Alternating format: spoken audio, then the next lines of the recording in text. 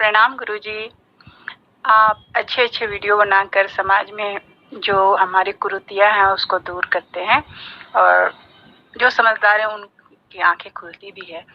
तो मैं चाहती हूँ गुरुजी कि आप ये जो मृत परिजन के नाम में जो लोग ठगते हैं, ये श्राद्ध वगैरह कह के, तो उस पे भी कुछ वीडियो बनाइए। जैसे कि कहा जाता है कि पंडितों को देने से हम लोगों के मृत परिजन तर जाएंगे, है ना, वो वैकुंठ धाम।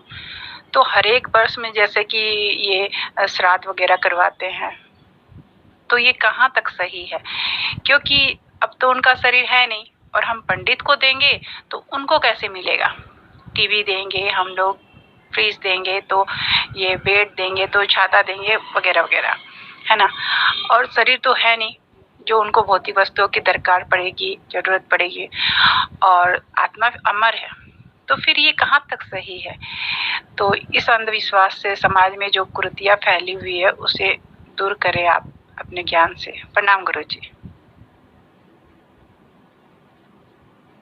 प्रणाम वंदना आपको भी, और प्रणाम आप सभी को जो वीडियो देख रहे हैं। हम इन अंधविश्वासों से कैसे बाहर आ जाएं? हमें पंडित ठगते हैं और वो ये कहते हैं कि छाता दे दो, पलंग दे दो, फ्रिज दे दो। जो तुम्हारे पितृ मर गए हैं वो अच्छा, उनकी गति होगी। जो प्रियजन मर गए हैं उनकी आत्मा की गति के लिए।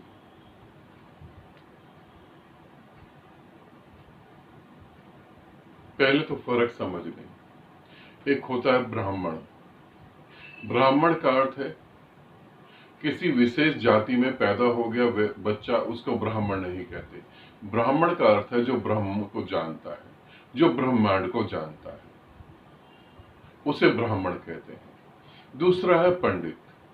पंडित अर्थात जो किताबें पढ़ पढ़ के दूसरों को समझाता है। वो खुद ही नहीं समझा मगर वो दूसरों को समझाता है, उसे कहते हैं पंडित। तोता पंडित, मतलब रट लिया और दूसरों को समझाने निकल गए। अब ऐसा भी नहीं कि कोई पंडित के घर में पैदा होता है तो ऐसा होता है, ऐसा भी नहीं है। और फिर तुमने कहा कि मैं ज्ञान की बातें बता रहा हूं। मैं कोई ज्ञान की बातें नहीं बता रहा हूं, मैं जो जी रहा हूं उसके बारे में बता रहा हूं। मैं बता रहा हूं कि इस पृथ्वी पर तुम दुखी हो, तुम सोचते हो कि दूसरा दुख दे रहा है। बहुत सारे लोग देख रहे हैं। इस पृथ्वी पर तुम ऐसा भी सोचते हो कि मैं मर ही जाऊं तो ठीक है। इस पृथ्वी पर ऐसे भी लोग सोचते हैं कि आत्महत्या कर लें, कि यहां जीना ही बेकार है। मैं तुम्हें बता रहा हूं कि देखो, मैं भी यहां जी रहा हूं और अच्छे जीवन को जी रहा हूं, मान्यताओं से मुक्त होकर जी रहा हूं। मेरा शोषण कौन करेगा? क्योंकि शोषण जैसी यहां बात ही नहीं। इसीलिए ज्ञान की कोई मैं बात नहीं कर रहा हूं, मैं तो अपने जीवन को बता रहा हूं बस कि मैं ऐसा जीता हूं। अब दूसरी बात रही पंडितों की। इस पृथ्वी से, पंडित से तुम कभी मुक्त नहीं हो सकते। तुम सभी वासनाओं से मुक्त हो सकते हो मगर पंडित से कभी नहीं। तुम चाहो तो कितना पढ़ाई कर लो, पीएचडी तक कर लो, मगर पंडितों से तुम मुक्त नहीं हो पाओगे। क्योंकि उनकी पैदा करी बातें, उनका पैदा करा हुआ भय तुम्हारे अवचेतन मन तक गया हुआ है। तुम्हारी आत्मा तक वो जहर पहुंच गया है। उस जहर से तुम बच नहीं पाओगे। उन्होंने बताया है कि ये तुम नहीं करोगे तो अशुभ घट जाएगा, और तुम भयभीत हो जाते हो। तुम भयभीत होते हो उस जीवन को लेकर जिसको तुम बचाने की कोशिश करते हो, और तुम्हें पता ही नहीं कि उसे बचाया जा नहीं सकता। उसे बचाया जा नहीं सकता, मगर तुम भयभीत हो। इसी कारण से पंडित का जन्म होता है। महामृत्यु जाप करो तो तुम्हें मृत्यु से मुक्ति मिल जाएगी, तुम मरोगे नहीं। गजब की बात है। इस पृथ्वी पर जो पैदा हुआ वो तो मरेगा ही मरेगा।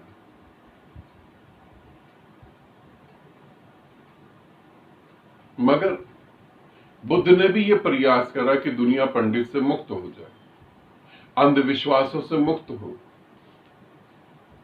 क्योंकि जिस समय बुद्ध को ज्ञान हुआ था तब यहां तंत्र मंत्र बहुत फैला हुआ था, बहुत अंधविश्वास था।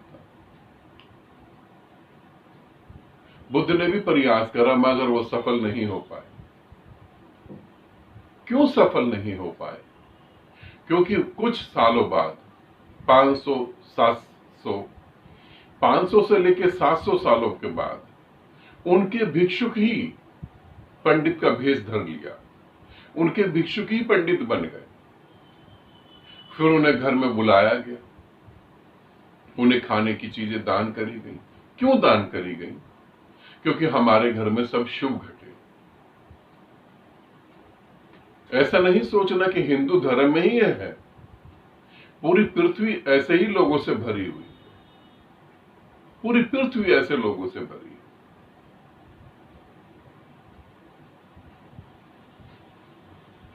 महावीर ने भी कोशिश करी कि दुनिया मुक्त हो जाए, मगर मुक्त नहीं हुई। आज हम जैन मुनि को अपने घर में निमंत्रण दे देते हैं। क्यों? आज हम जाके उन्हें भोज खाना खिलाते हैं। क्यों? क्योंकि हमारे जीवन में शुभ ही घटे ना। हम भयभीत हैं, हम डरे हुए हैं। फिर बात आती है पितृपक्ष की, या प्रियजन कोई मृत्यु को प्राप्त हो गया है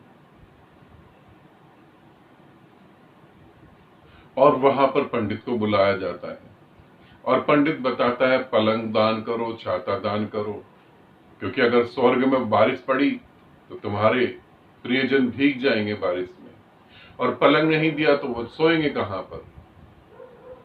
आत्मा तो वैसे भी पानी में न डूबती है, तो वो भीगेगी कहां से? और उसे सोने के लिए पलंग कहां चाहिए?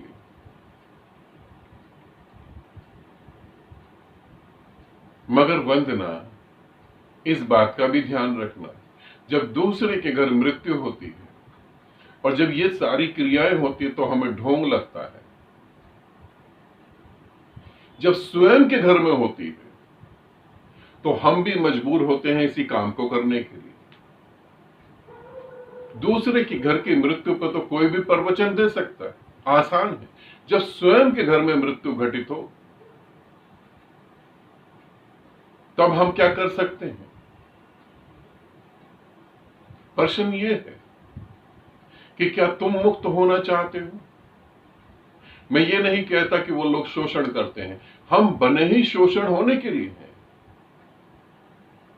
जैसे कोई मुर्गे पाल लेता, पोल्ट्री हाउस, अब उसमें मुर्गे पाले इसलिए जाते हैं कि वो एक दिन बड़े होंगे, कटेंगे, किसी के पेट में जाएंगे। वो कटने और मरने के लिए ही पैदा होते हैं। हम पैदा इसीलिए हुए हैं क्योंकि वो मूर्ख आदमी हमारा शोषण करे।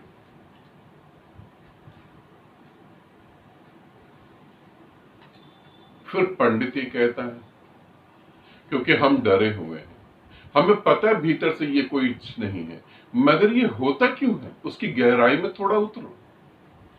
जब हमारा कोई प्रियजन मरता है, ध्यान से सुनना आप सभी लोग, जब हमारा कोई प्रियजन मरता है तो हमारे भीतर एक गिल्टी फील होती है, हमें थोड़ा सा गंदा लगता है।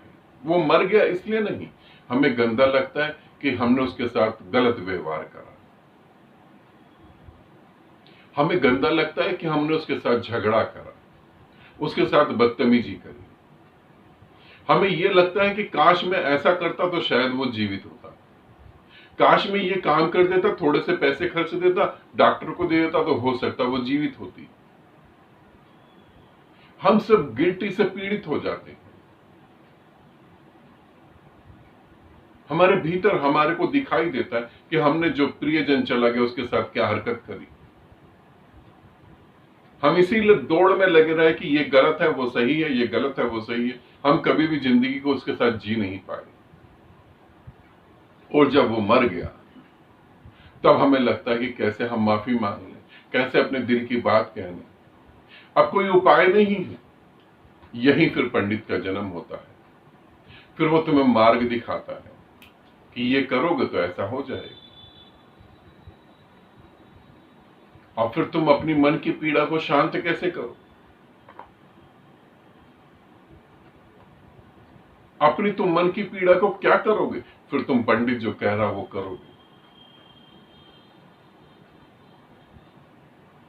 क्योंकि अब तुम्हें लगता है शायद ये काम करने के बाद सब बराबर हो जाएगा। फिर तुम उसे दान भी देते हो। दान पंडित मांग रहा है इसलिए नहीं देते, दान अपने मन के बोझ को हल्का करने के लिए देते हो।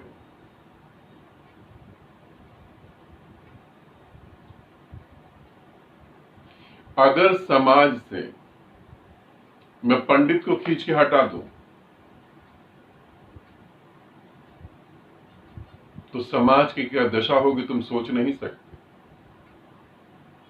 पागल हो जाओगे। पंडित पंडित ना होके साइकोलॉजी समझता है, वो तुम्हारे मनोविकार को ठीक करने की कोशिश कर रहा है। ओशो ने पंडित के खिलाफ बहुत बोला, ठीक है, आज उनके खुद ही के साधक पंडित हो गए। पंडित वो जो पढ़ के बोलता है।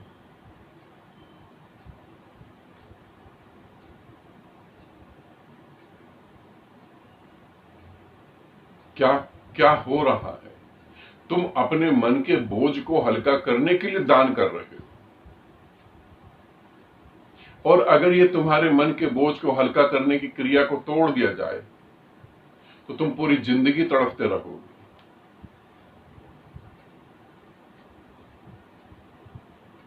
और बात रही मृत्यु की, मृत्यु के बाद की क्रियाओं की, तो पंडित को तो अपनी आत्मा की सुध बुद्ध नहीं है, वो दूसरे की आत्मा के लिए क्या करेगा। वो भी तुम्हें मूर्ख बना रहा, तुम भी मूर्ख बनने के लिए तैयार हो। काश जीवित आदमी के साथ तुमने जिंदगी को अच्छे से जी लिया होता तो पंडित की जरूरत ही ना पड़ती। वो घर में मर रहा है, तड़प रहा है, परेशान हो रहा है, पानी तक कोई पिला नहीं रहा। मर जाने के बाद उसके मुंह में देसी घी, शहद और पता नहीं क्या क्या डाल रहे हो।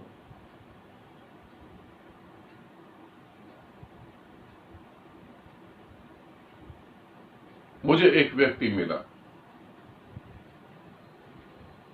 वो बिहार में प्रिंसिपल है। उनके फादर जो हैं वो बनारस में रहते हैं। उनकी बहू भी कहीं काम करती है, वो भी किसी स्कूल में लगी है, बच्चे पढ़ रहे हैं। अब वो रिटायर होकर बनारस के अपने घर में रह रहे हैं। धीरे धीरे उनको बीमार पड़ते चले गए, उनको कान से कम सुनाई देने लगा। उन्होंने चिट्ठी भी लिखी, मगर जब पैसे बहुत ज्यादा जरूरी हो जाए और पैसा इकट्ठा करने का भूत सर पे सवार हो जाए, जिस दिन लगे कि आदमी की कीमत कम और पैसे की ज्यादा है, तब ये घटनाएं घटती हैं। उन्होंने चिट्ठी लिखी अपने बेटे को, बहू को, बच्चों को भी, कि मैं अकेला पड़ गया हूं, मेरी कोई बात नहीं सुनता, और मैं किसी की बात नहीं सुन सकता हूं क्योंकि मेरे कान खराब हो गए हैं। तो मैं किसी को जवाब भी क्या दूं, मेरे पास कोई बैठने को तैयार नहीं। बेटा, अगर तुमको समय मिले तो तुम मेरे पास जरूर आओ। चिट्ठी लिखते रहे, फोन करते रहे। बच्चे आ जाएंगे, कल आएंगे, परसों आएंगे, आएंगे आएंगे, पैसा जरूरी है। एक दिन ऐसा आया, उन्होंने पेन उठाया, पेपर लिया और रोने लगे, और रोते वक्त उन्होंने चिट्ठी लिखी, जो चिट्ठी मैंने पढ़ी थी। उसमें लिखा था कि बेटा, शायद मेरी ही गलती है, मेरी ही परवरिश में कोई ऐसी गलती हो गई। तुम तो बिल्कुल ठीक हो, समझदार हो, तुम अगर नहीं आ रहे तो इसमें भी कुछ अच्छा ही होगा, मगर मैं अब थक गया हूं और हार गया हूं।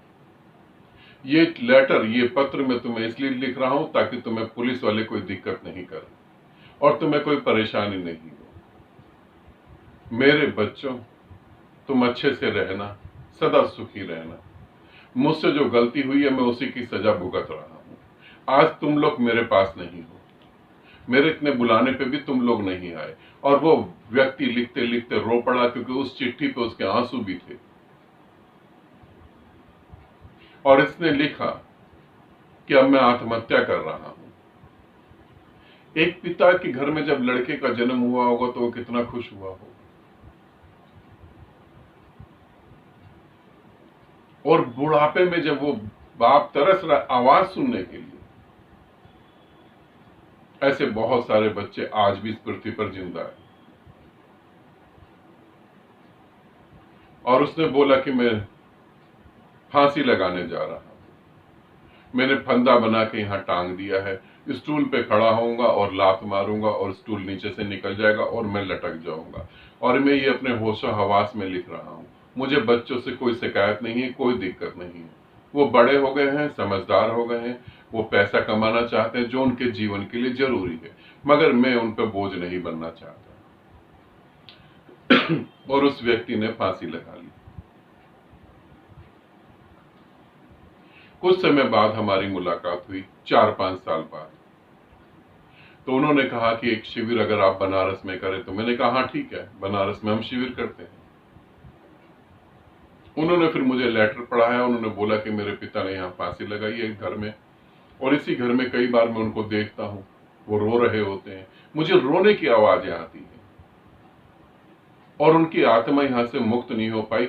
जबकि मैंने गौ भी दान कर दी, मैंने सब दान कर दिया, जमीन भी दान करी, बहुत पैसा दान करा, बोध गया जाकर मैंने पिंड भी दान करवाया, मगर कुछ हुआ नहीं, कुछ होगा भी नहीं। जितनी बड़ी कमी उतना बड़ा दान। मैंने कहा उनको ऐसे कुछ भी नहीं होने वाला, हम ध्यान करते हैं। 3 दिन का शिविर था, वहां पर ध्यान करना चालू करा। तीसरे दिन जैसे भी दिल्ली में मैंने आह्वान करा उन मृत व्यक्तियों का, वैसे ही वहां पर मैंने आह्वान करा उन व्यक्तियों का, और उनमें उनके पिता भी आए, और पिता ने उनके सर पे हाथ फेरा, और वो व्यक्ति बहुत फूट फूट के रोने लगा। उसने माफी भी मांगी,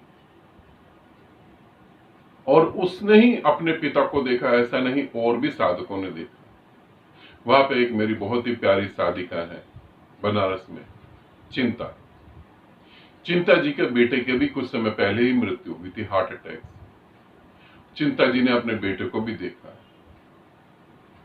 वहां पे बहुत सारे ऐसे आत्माएं, जिसे आप आत्मा कहते हैं। और फिर मैंने कहा कि जब तुम जा ही रहे हो तो जाते वक्त बता के जाओ कि तुम कैसे जा रहे हो, ताकि इनको भरोसा हो जाए। और जब वो निकले तो दरवाजा खुला, बंद दरवाजा खुला, और फिर वापस बंद हो गया। उसके बाद मैंने साधकों को बोला कि क्या तुम्हें भी कुछ पता लगा? उन्होंने बोला कि हमें यहाँ एक बूढ़ा आदमी रोता हुआ नजर आया, बहुत रो रहा था, बहुत दुखी था। मैंने पूछा और? तो उन्होंने बोला वो बूढ़ा आदमी यहाँ हमें इस जगह पे लटका हुआ भी दिखाई दे रहा था। जबकि उन साधकों को पता ही नहीं था कि यहाँ किसी की हत्या हुई, यहाँ किसी ने आत्महत्या करी है। तब मैंने उन साधकों को बोला कि इनको बताओ कहां पर ऐसा हुआ। तो साधकों ने एक्यूरेट वही जगह बताई कि यहां किसी ने फांसी लगाई। अब जो अपनी आत्मा को नहीं जानता, वो किसकी आत्मा को मुक्त कर पाएगा?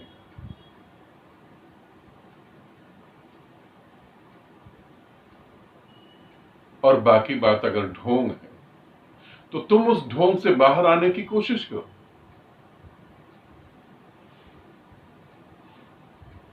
फिर तुम संकल्प लो कि मैं ऐसे ढोंग नहीं करूंगी। मुझे जो ढोंग लगा मैंने उसे छोड़ दिया। मेरे पिता की मृत्यु हुई, अब मेरे पिता की मृत्यु हुई, हमारे में औरतें शमशान घाट नहीं जाती।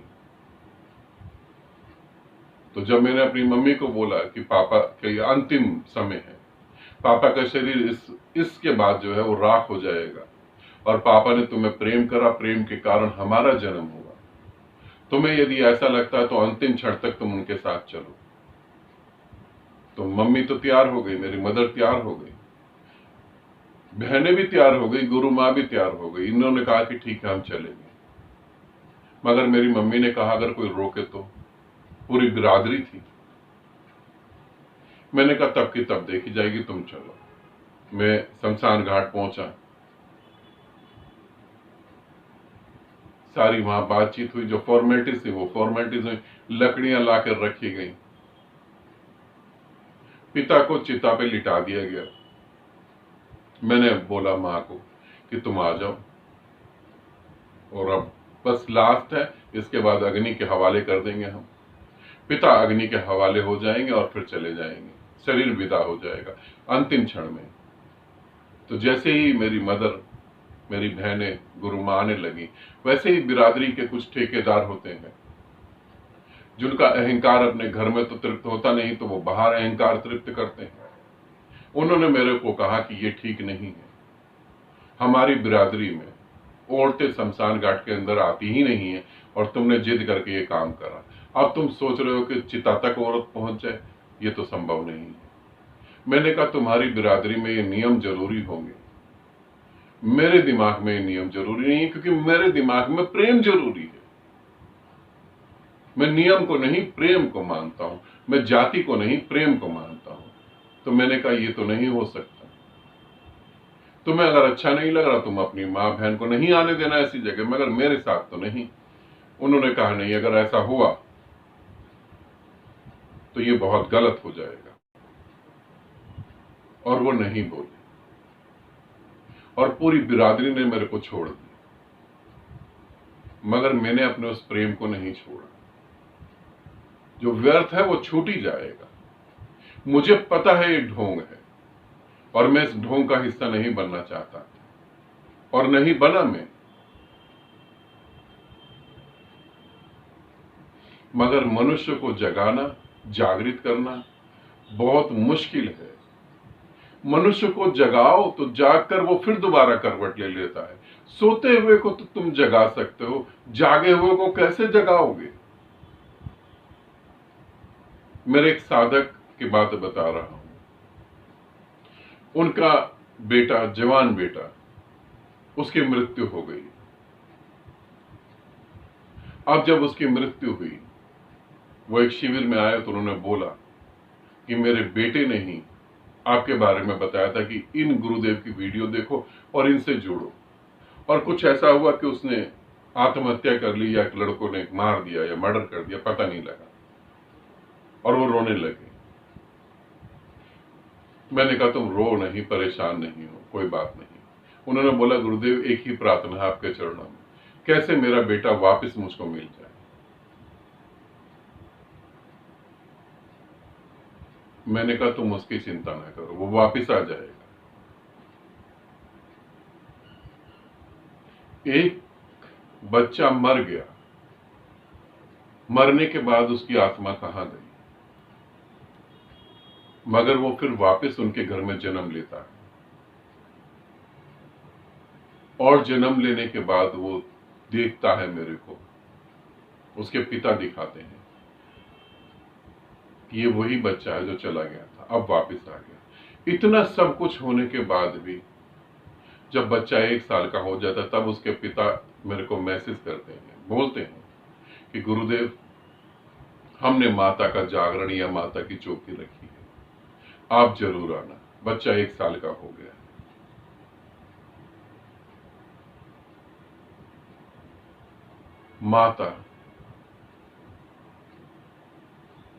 माता भी ना ला पाई आत्मा को वापस। और फिर जो किसी आत्मा को वापस ले आया, वो तुम्हारे सामने खड़ा है, तुम्हें क्या समझना चाहिए, क्या सीखना चाहिए, मगर फिर भी तुम उन जंजीरों को तोड़ नहीं सकते, क्योंकि वो तुम्हारे खून में बसी है। पंडित तुम्हारा शोषण करता है, ऐसा नहीं है, तुम शोषण करवाते हो, ऐसा है। तुम चाह दो तो तुम्हारा कौन शोषण करेगा? और अध्यात्म में जाते हुए व्यक्ति को तो यह हमेशा याद रखना चाहिए, पंडित यानी आध्यात्मिक कैंसर। पंडित यानी आध्यात्मिक कैंसर। जो पंडित से मुक्त हुआ, वो 80% अपनी यात्रा को मुक्त कर दिया उन्हें, क्योंकि जो पंडित से मुक्त हुआ वो भय से मुक्त हो गया। पंडित का अर्थ है भयभीत, भावदशा। तुम्हारे घर में जन्म होता है किसी बच्चे का, इतनी लाचारी है तुम्हारे अंदर कि तुम उसका नाम खुद नहीं रख सकते, पंडित को बुलाते हो। तुमने अपना पैसा लगा के घर बना दिया, सुंदर घर, तुम उसमें सीधा प्रवेश नहीं करते, पंडित को बुलाते हो पूजा करने के लिए। गृह प्रवेश की पूजा करो। तुम इतने कमजोर हो, जिसको प्रेम करते हो उसके साथ रह नहीं सकते, अग्नि के साथ फेरे जरूरी है। पंडित से तुम मुक्त ना हो पाओ। पंडित से मुक्त होने के लिए तो अपने अनुभव पे, अपने पांव पे खड़ा होना पड़ेगा, जो कि सभी की तो बात नहीं है। पंडित अपनी दुकानदारी चला रहा है, उसको अपने बीवी बच्चे पालने, उसको शॉर्टकट तरीका ये पता है।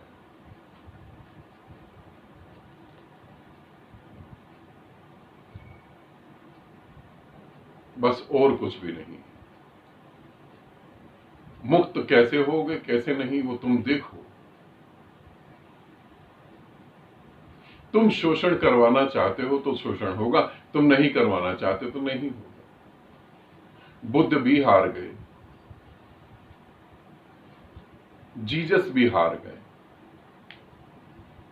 कितने संत हार गए, क्योंकि तुम शोषण करवाना चाहते हो। एक व्यक्ति को वृंदावन में मैं मिला, मैंने उससे कहा कि तुम नारायण हो। उसने कहा नहीं नहीं, उसने जो कान को हाथ लगाया, उसने कहा नारायण तो अवतार है, हम कैसे नारायण हो सकते हैं। तो मैंने कहा फिर तुम राक्षस होगे। उसने कहा राक्षस क्यों होंगे। मैंने कहा दो ही है, या तो नारायण होगे या राक्षस होगे।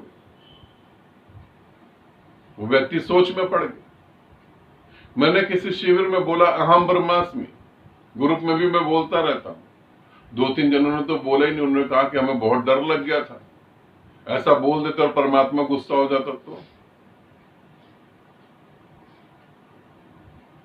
तुम कब पैदा होते हो कब मर जाते हो, परमात्मा को तो ये तक भी नहीं पता। तुमसे वो गुस्सा कहां से होगा। तुम शोषण करवाना चाहते हो। मैं सारा का सारा पंडित के सर पे घड़ा नहीं फोड़ सकता। तुम शोषण करवाना चाहते हो, वो शोषण करना चाहते हो। और दूसरे की घर की मृत्यु पे तो आराम से हम बात कर सकते हैं।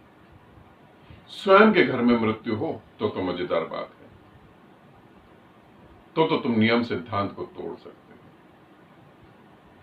हाँ, दानवान करने से कुछ नहीं होता। पंडित गाड़ी में घूम सकता है तुम्हारे दान की वजह से, पंडित के बच्चे अच्छी जिंदगी जी सकते हैं, उसकी बीवी महंगी साड़ी और गहने खरीद सकती है। दान से सिर्फ यही होता है।